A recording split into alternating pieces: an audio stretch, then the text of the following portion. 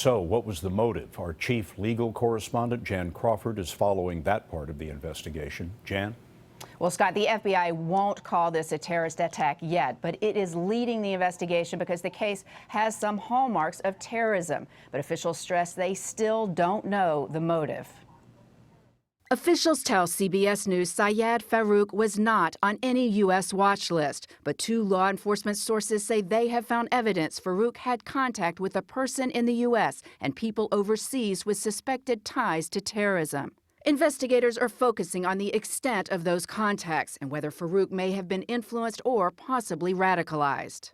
Law enforcement sources tell CBS News what they do know so far.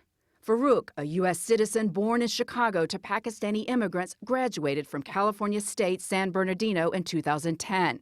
He went to work for the local health department and then turned to online dating sites in search of a wife. He found Tafshin Malik. They met and became engaged in 2013 when Farook made a trip to Saudi Arabia during the annual Muslim pilgrimage known as the Hajj.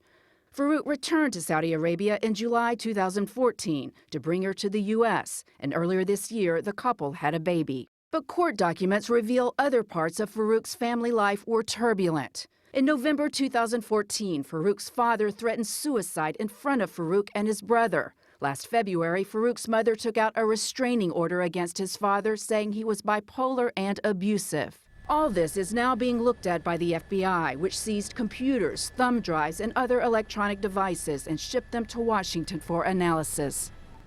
Now, Farook's wife did pass counterterrorism screening as part of her visa application process. But, Scott, until law enforcement determines the true motive in this attack, whether it's terrorism or workplace violence, it is not clear if warning signs were actually missed. Jan, thank you.